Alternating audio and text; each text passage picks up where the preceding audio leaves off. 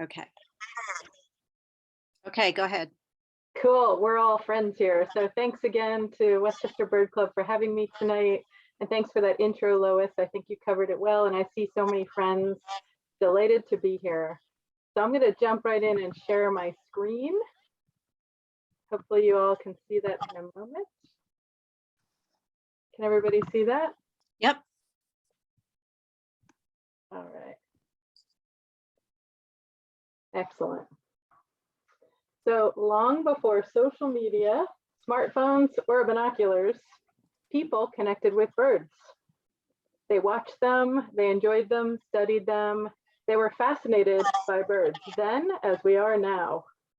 In the male-dominated culture of early American society, it took special grit for a woman to stand out in ornithology or any scientific endeavor.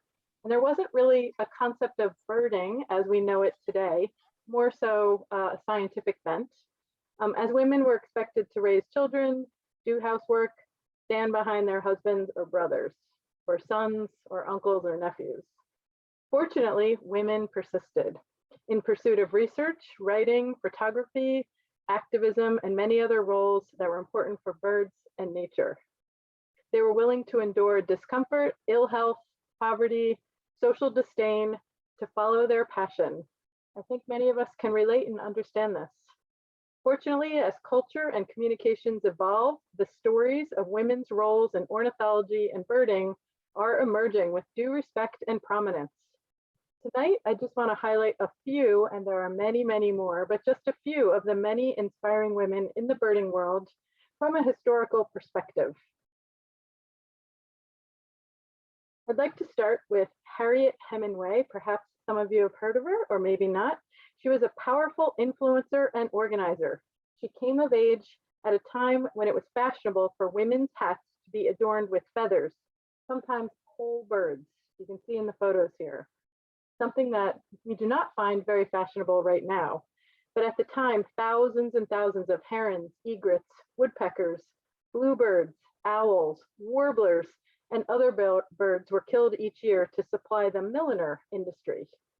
Walking around Manhattan in 1886, in just 2 afternoons, ornithologist Frank Chapman, who lived in the city at the time, he was curator at the museum, he walked around and counted 174 birds and 40 species of stuffed birds, including many endangered species, in the hats of women he passed on the street.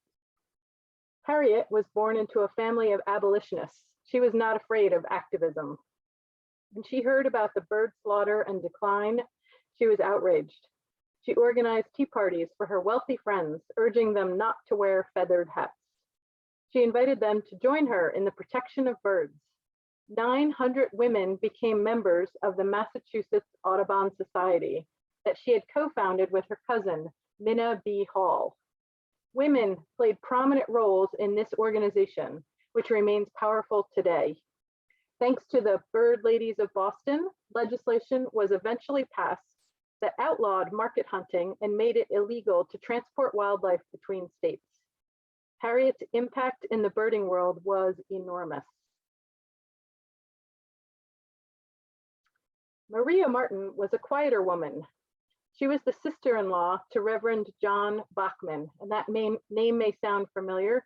He is a naturalist, a good friend of John James Audubon, and there are bird species named after Bachman. Maria was the housekeeper. She was the nanny and the nurse to her sickly sister who had endured 14 pregnancies. I don't know how Maria found the time, but she managed to hone her illustration skills. She was quite an accomplished illustrator.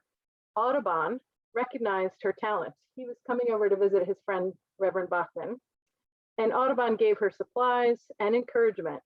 He actually asked her to assist with his expansive Birds of America. This was in the mid-1830s.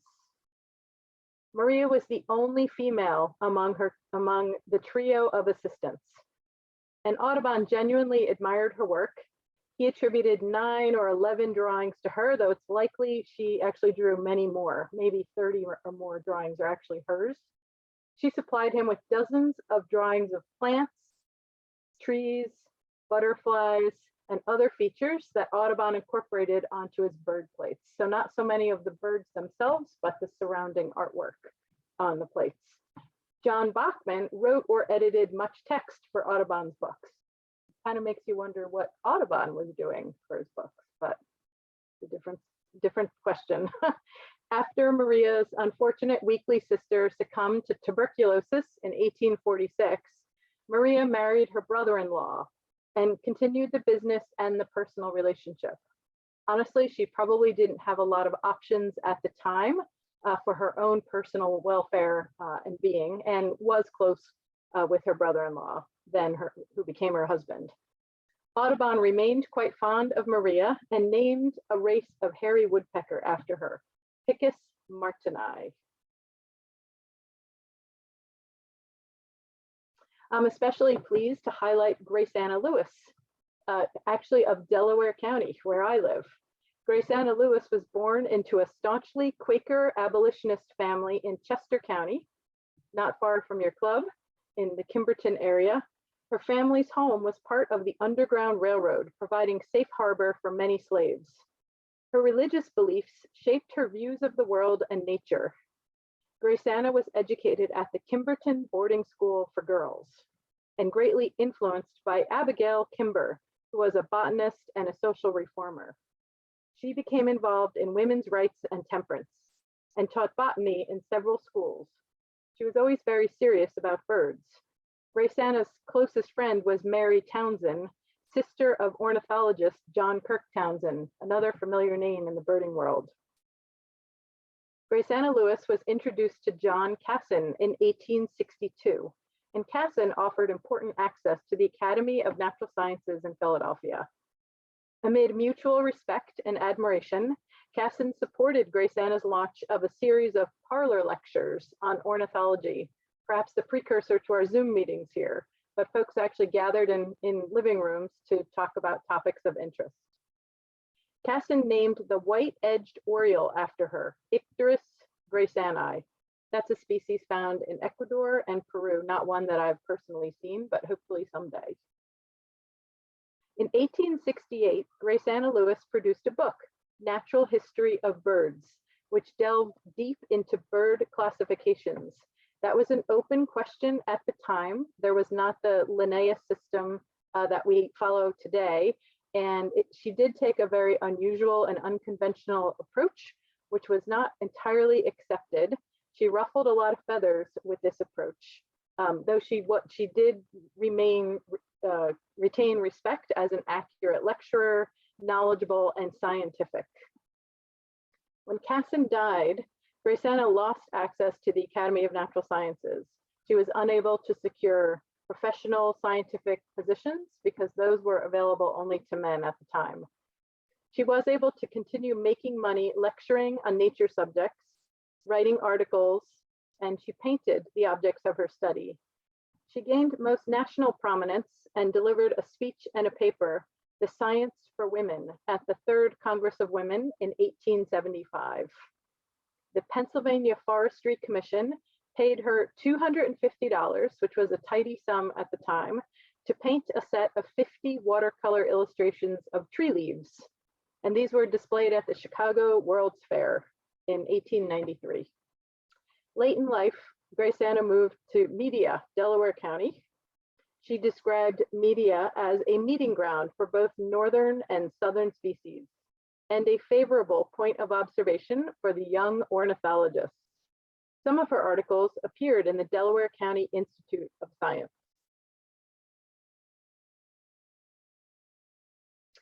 Mary Treat was perhaps best known for her botany, cultivating great respect among the scientific community for her thorough professional research and publications. She was called the world's most famous and industrious woman naturalist. She pursued the study of carnivorous plants and insects of the Pine Barrens from her home in Vineland, New Jersey.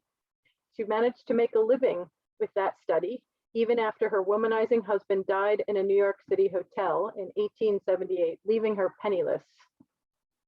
Mary Treat was influential in the birding world, probably because of her correspondence with Charles Darwin.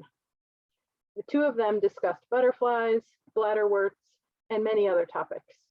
In her 1885 book, Home Studies in Nature, she documented how pitcher plants intoxicate and ingest their victims. I think perhaps it was her keen interest in plants and insects that led to her love of birds. She wrote numerous articles for Hearth and Home magazine from 1870 to 1896. Catbirds were a favorite, can you blame her? And she was sympathetic to raptors, even as she watched them take her feeder birds. Mary understood that raptors need to eat too. This was a very enlightened perspective at the time, as many people then viewed hawks as varmints to be killed. Mary was well liked by her peers, always eager to learn and share with others.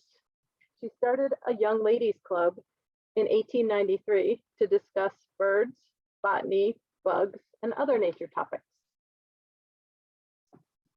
The 2018 novel Unsheltered by popular author Barbara Kingsolver is set in Vineland, New Jersey, and the main character of this book is based on Mary Treat. It's a work of fiction, but if anyone has read any of Barbara Kingsolver's novels, she's a fantastic writer, weaves a wonderful story, and I recommend that you check out this novel and think about Mary Treat and the birds and bugs and botany plants that Mary Treat really loved.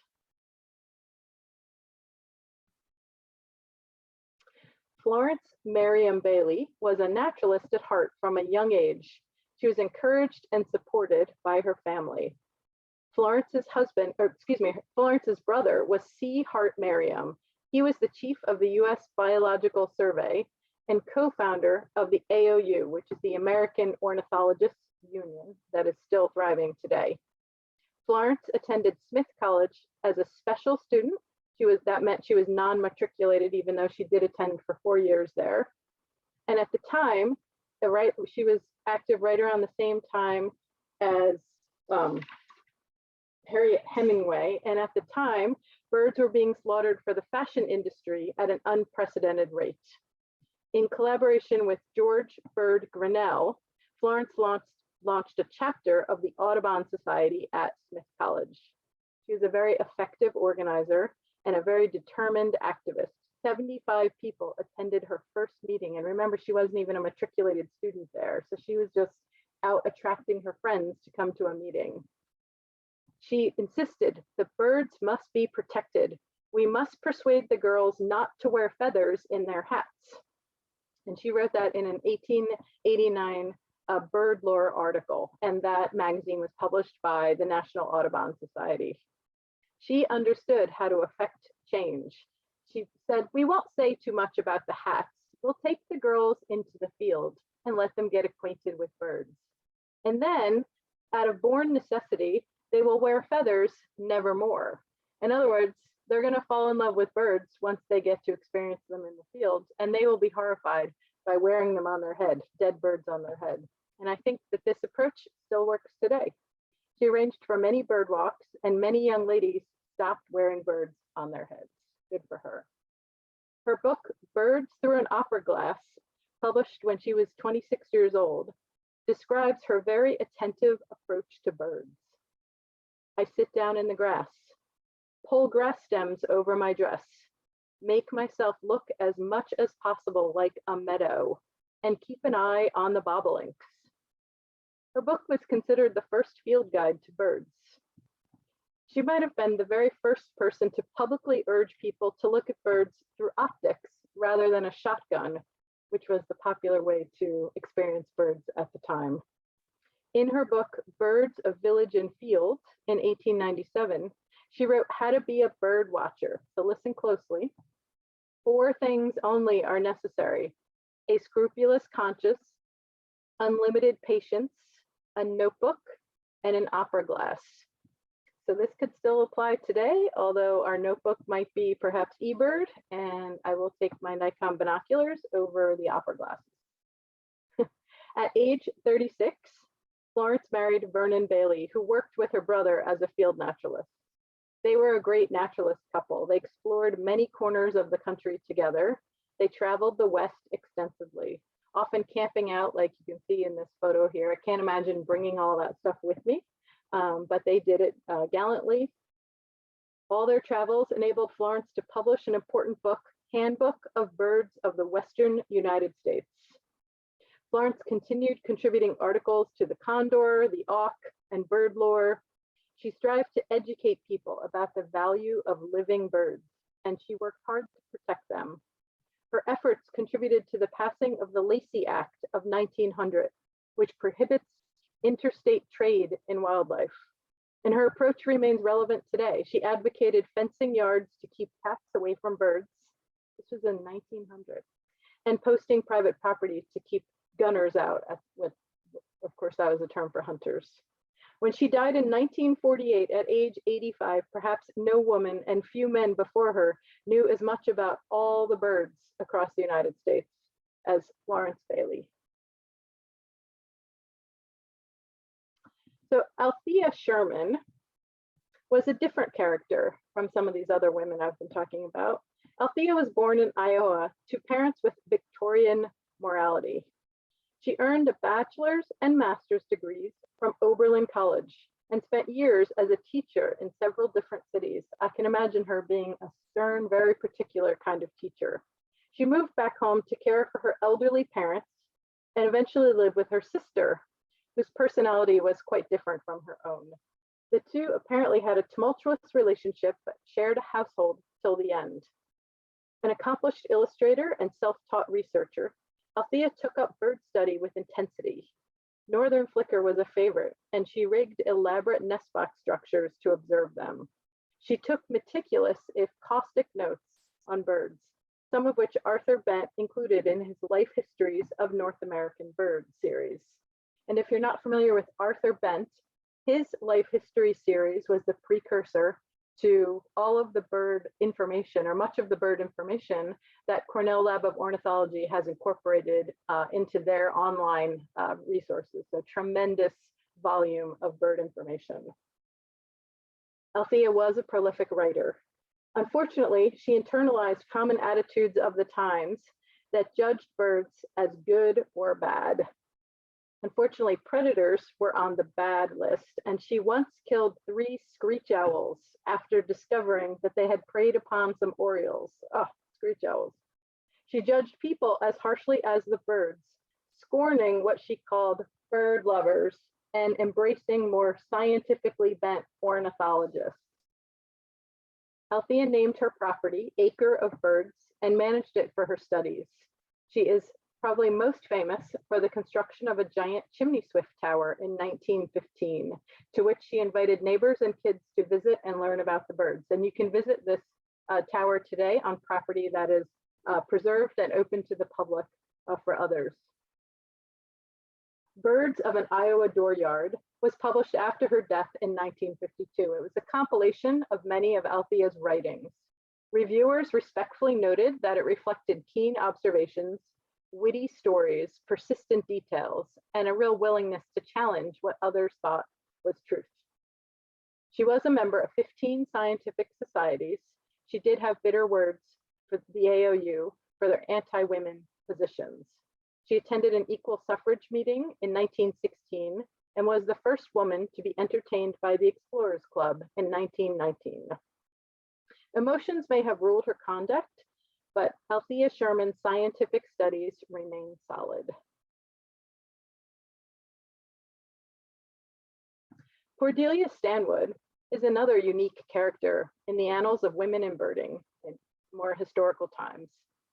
At some point amid an unremarkable career as a school teacher and an art instructor in New England, Cordelia had a probable nervous breakdown.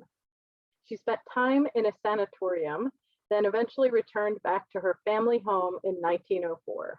Most of her family kept their distance from the quote-unquote hysterical middle-aged woman, except for her mother, who cared for her during screaming fits and encouraged her to do nature journaling. This expression probably saved her sanity, her life, and provided income and channeled keen intellect. This nature journaling was the beginning of Cordelia's career as a naturalist, a writer, and a pioneer photographer. She maintained detailed field notes corresponded with ornithologists. She published articles in scholarly journals. Cordelia was especially adept at finding active bird nests, observing and documenting more than 100 in a few years. She would spend hours outdoors, quietly sitting next to these nests. She collected valuable information of a little understood avian activity. Birdsong also rallied her spirits, and she spent hours describing bird songs and bird calls. She bought a camera in 1916 and built blinds to photograph birds. This was really progressive at the time. Though she did cut down tree sections and remove nestlings for better pictures, things that we would not approve of today, she cared deeply for bird welfare. She strived never to injure the birds that she was looking at. Her views contrasted with the common practice of killing birds to photograph, draw, or paint them. With age, unfortunately, Cordelia became a misfit in her own community, but she maintained connections with the ornithological world, continuing to write, publish, and receive income from her work, something that few women could claim at the time. One of her last journal entries at age 87 was about a hummingbird in her kitchen. Though she died perhaps misunderstood and pitied, her life had been richer than many women of her time. Her legacy lives on in the 200-acre Birdsacre Stanwood Wildlife Sanctuary in Ellsworth, Maine. I don't know if anyone has been there, but I've added it to my bucket list. Amelia Lasky of Tennessee found birds late in life. She tended a lush home garden and was curious about the many birds it attracted. She attended her first bird club meeting at age 43, which set her on a life-changing course that contributed deeply to ornithology. Amelia obtained a banding permit in 1930 to study birds more closely. Her banding station became a kind of bird infirmary, and she was known as the lady who fixes birds. And here in this photo, it looks like she has a ring-necked duck, or maybe a scaup in the picture there. Maybe I think it's a scaup. Amelia was not formally trained, but she was a voracious reader. She devoured as many journals as possible and wrote more than 100 articles on more than 100 different bird species. She established bluebird nest box monitoring routes with 26 boxes in a Nashville, Tennessee park. Perhaps most significant to the ornithological community was her study of northern mockingbirds. 250 nests and 900 nestlings banded. I call that patience. She discovered that brown-headed cowbirds are monogamous. In the late 1940s, she discovered that birds were dying for unknown reasons at Nashville airports and other airports. She learned that birds were disoriented by certain harsh lights and advocated changes in aviation fields. She also researched bird deaths caused by television towers, things that we are still trying to fix today. Amelia Lasky, who started as an amateur naturalist in her backyard, was elected an AOU Fellow in 1966, most likely due to her impressive work with mockingbirds and mockingbird nests and nestlings.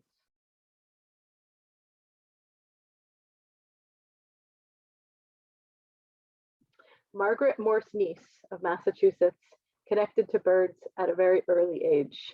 She was born into a family of nature lovers. She was keeping notes since age 9.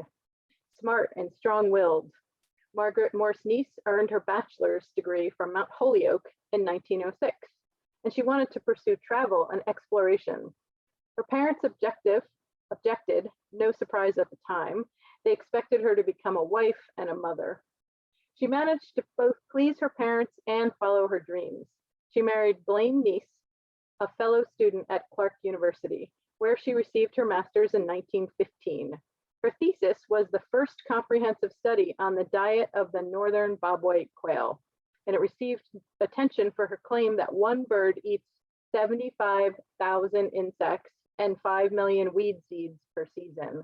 I guess those numbers seemed crazy, but I think they make sense. In a season, a bird needs a lot to eat. She and her husband moved to Oklahoma, where she studied mourning doves with the help of her family. At that point, she had children. Her daughter was an adept tree climber and nest finder. She managed to defeat a state initiative to open hunting season on mourning doves in August, as her research showed but they were still nesting in that month. Margaret enjoyed a close-knit family with supportive spouse and 5 smart, curious children. They moved around. She held leadership positions in various organizations, including vice president of the Chicago Ornithological Society, director of the Illinois Audubon Society.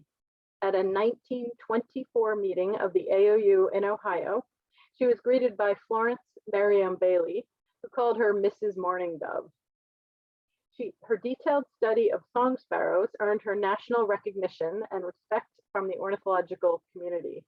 She published more than 250 articles in scientific journals and more than 3,000 reviews of other works. Her 1939 book, The Watcher at the Nest, was a more mainstream story of song sparrows, and it ended with a plea to leave space for wild creatures. She was already concerned about that in 1939. She had become a conservation activist, giving lectures, educating the public, and attending protests. She spoke out against lead shot and roadside spraying of chemicals. She battled to save the Wichita Mountains and the California redwood trees. By her death at age 90, she had lived a very full life and career and left her mark on the birding community.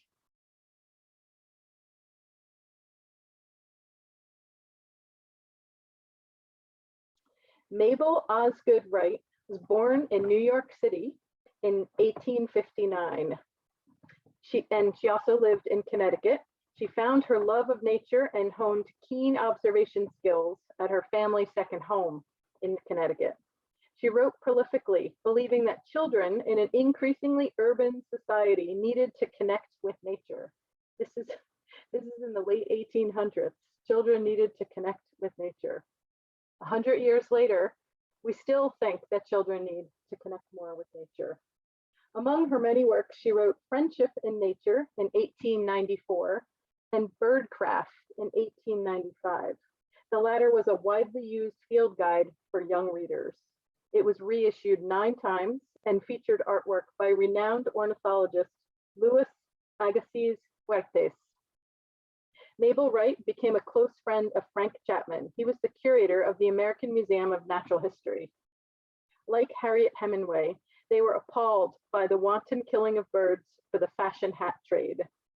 She wrote lengthy articles in Bird Lore, saying that every well-dressed, well-groomed woman who buys several changes of headgear a year can exert positive influence on her milliner. Wow, that's a lot of words to say. Women can make a difference through their purchases. She implored women to buy hats that did not have feathers. She headed a massive school campaign for National Audubon Society, educating kids about bird watching, using poetry, and birdhouse design contests. She founded and served as president of the Connecticut Audubon Society, a very powerful organization with a focus on conservation that continues strong today through science-based education and advocacy. She also designed and directed the Birdcraft Museum and Sanctuary on Connecticut Audubon Society property in Fairfield. She was associate editor for 30 years of Bird Lore, and that was precursor to the current National Audubon Society magazine.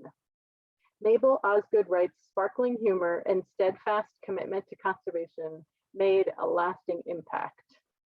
And she was a dog lover too. I've been compelled by the story of Rosalie Edge since first visiting Hawk Mountain Sanctuary in the 1990s when I moved to Pennsylvania from New York City. I wasn't a birder then, but I was interested in hiking, so I went to Hawk Mountain, of course. Like Mabel Wright and other influential women, Rosalie Edge was born a wealthy socialite in New York City in 1877. She was never shy about her opinions or her passions. She worked for the suffragist cause and played a pivotal role in passing the 19th Amendment for women to vote. She had become a birder of Central Park, and she logged 804 species on her life list. She was 52 years old when she read the 1929 pamphlet, A Crisis in Conservation, and this described the alarming decline of North American bird species. That pamphlet also railed against the National Association of Audubon Societies for its backroom dealings with sportsmen organizations. She attended the next soonest Audubon meeting and demanded answers and accountability from the leadership of this powerful organization. She founded the Emergency Conservation Committee and promptly sued the Audubon Society for their mailing list. Dubbed the Hellcat of raptor conservation, Rosalie Edge became one of the most influential conservationists of her time. She collaborated with the founders of the Nature Conservancy and the Sierra Club. She emphasized protection of ecosystems rather than specific species. This was in direct contrast to principles of the day, which tended to favor individual species with economic or special interest value. Raptors were especially vulnerable. This picture here is just heartbreaking of all of the birds killed at Hawk Mountain Sanctuary. For example, urged by salmon fishermen, Alaska offered a bounty of $1 or $2 on every bald eagle killed. Birds of prey were just so vulnerable to this way of thinking. So in the early 1930s, the Pennsylvania Game Commission was paying a $5 bounty for goshawks, deeming them a nuisance. Today, the Pennsylvania Game Commission is asking volunteers to find nests of goshawks in the state because they are so rare. Hunters shot tens of thousands of raptors in a decade, including too many, any at all, at a ridge in eastern Pennsylvania known as Hawk Mountain. Rosalie Edge eventually bought this 1,400-acre property and created the world's first raptor sanctuary. She lobbied elected officials. She distributed 1 million+ brochures. She argued with countless people. She may have behaved poorly, but her passions, opinions, and grit made a huge difference for birds across 2 continents. The book Rosalie Edge, Hawk of Mercy by Diana Furmansky is a great read about the activists who saved nature from conservationists. My last profile is Rachel Carson. Though she wasn't an ornithologist or a birder per se, her life and work had a profound impact on birds. For many people, Rachel Carson's most famous book comes to mind first if you start talking about birds and conservation. She was born in Springdale, Pennsylvania, on the outskirts of Pittsburgh. She was a born ecologist, even as science hadn't quite named that role. Nature always gave her something to write about. She earned a bachelor's from Pennsylvania College for Women, which is now Chatham University, in 1929, and a master's in zoology from Johns Hopkins University. She was hired by the US Bureau of Fisheries to write radio scripts. This was during the Depression era. Fisheries eventually came under US Fish and Wildlife Service. She ended a 15-year career in federal service as a scientist and an editor-in-chief for publications to focus on writing full-time. She had published multiple articles and books before her best-selling Silent Spring in 1962. She captured world attention, meticulously documenting detrimental use of DDT pesticide on birds, bees, wildlife. She asked some really hard questions about whether humans have the right to control nature, to poison, to destroy non-human life. She urged her audience to question government systems, asking who speaks and why, calling out the influences on our government operations and regulations. She set the seeds of social change that resonate today. In this photo, she is testifying before Congress about DDT pesticide.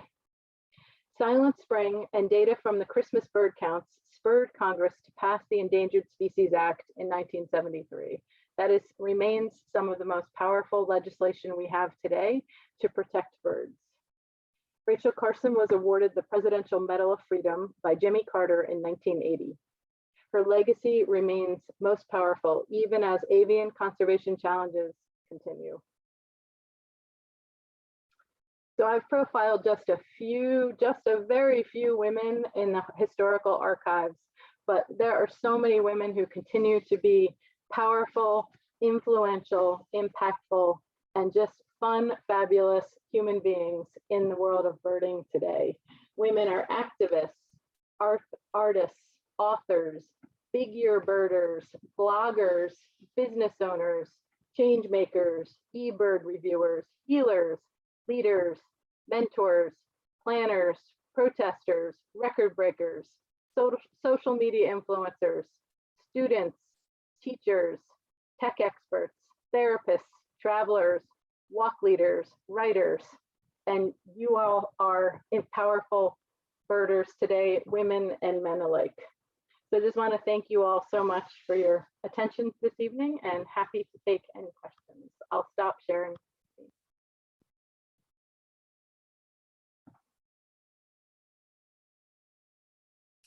We can either